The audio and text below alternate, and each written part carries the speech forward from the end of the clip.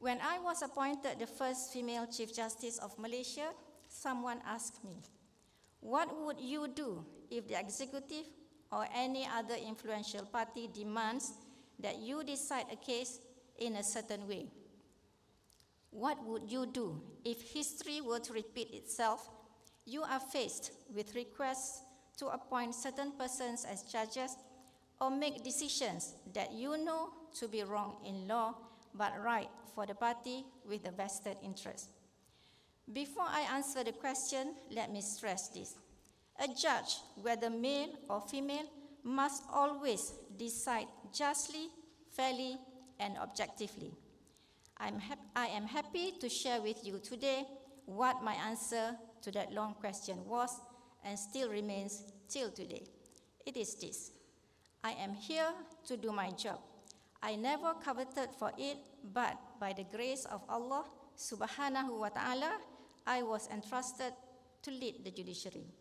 It is an extremely intimidating position to hold, but upon accepting the appointment, I am fully committed to doing it properly.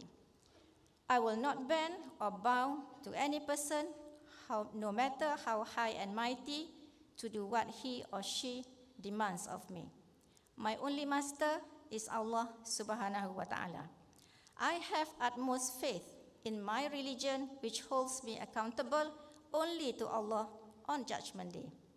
I always intend on fulfilling my oath of office, especially in ensuring the Constitution reigns supreme, and I am guided by no other considerations than the law and the facts of any case within the bounds of judicially established principles. In the soon-to-be 6 years within which I have served as Chief Justice, I have held firmly to the belief that what needs to be improved shall be improved, and what does not need to change shall remain. I do not believe that each time a person takes office, they have to override or cancel past policies that have proved useful for the sake of doing so. In this regard, I have retained whatever policies that were left behind at the time I took over that enhanced the judicial institution. As you recall, a lot has happened in the past 6 years alone than the decade before it combined. Only a year into my tenure in 2020, we were hit with the COVID-19 pandemic.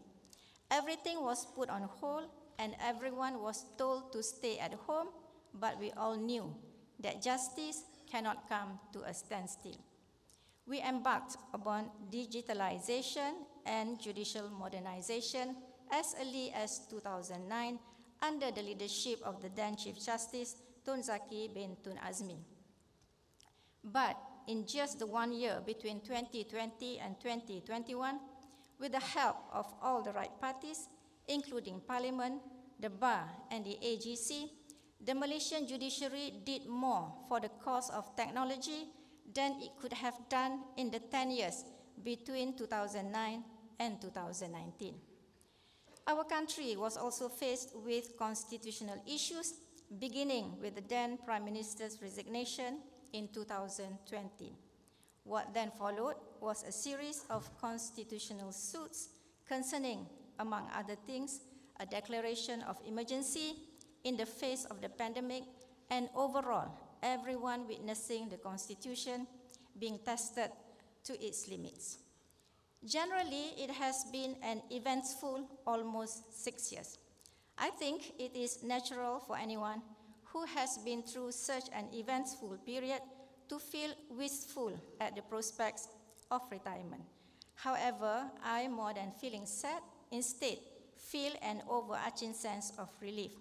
I am looking forward to retirement, as I sincerely believe that I will get to leave the judiciary in a better place from when my colleagues and I led it, with a chance to spend more time with my grandchildren and to deepen my connection to my faith. As such, in this last holy speech of mine, I enjoin you to reflect upon two things that I believe to be of paramount importance moving forward.